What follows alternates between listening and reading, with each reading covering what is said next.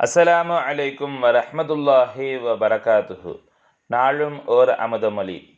தௌஹீது என சொல்லக்கூடிய ஒன்று அஷ்ஹது அன் லா இலாஹ இல்லல்லாஹு வஹ்தஹு லா ஷரீக லஹு வ அஷ்ஹது அன்ன முஹம்மதன் அப்துஹு வ ரசூலுஹு.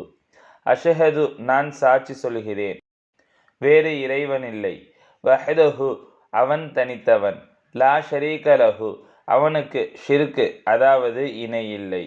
ஆக அல்லாஹ் இணையற்றவன். எப்படி இணையற்றவன்?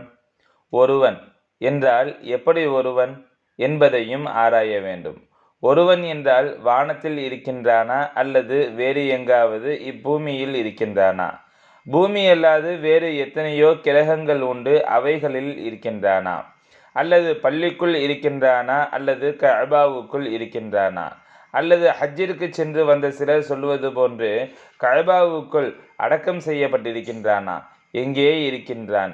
அல்லாஹ் எங்கேயோ மேலே இருக்கின்றான் என்றெல்லாம் சிலர் சொல்லிக் கொள்கின்றனர்.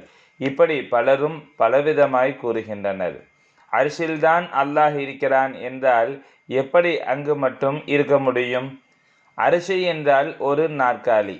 அந்த நாற்காலியில் ஒருவன் இருக்கின்றான் என்றால் அந்த அரிசி எது? அல்லாஹ் எங்கிருக்கிறான்?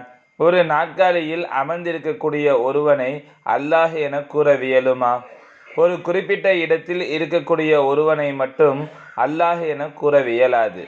ஏனெனில் அல்லாஹ் ஒரு சக்திக்கு உட்பட்டவன் அல்ல.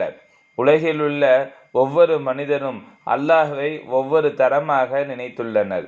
சங்கைமிகு ஷேகநாயகம் குதுபுஸ்ஸமான் ஷம்சுல் உஜூத் ஜமாலியா அசையீத் ஹலீல் அன் மௌலானா அல் ஹசனியுல் ஹுசைனியுல் ஹாஷிமி கத்தசல்லாஹு சிர்ரஹுல் அலீம் அவர்கள் 13/11/1995 அன்று திண்டுக்கல் டாக்டர் அப்துல் ஹக் அவர்களின் இல்லத்தில் நடைபெற்ற ஏகத்துவ மெய்ஞான சபையின் மாதாந்திர சிறப்பு கூட்டத்தில் ஆற்றிய சொற்பொழிவிலிருந்து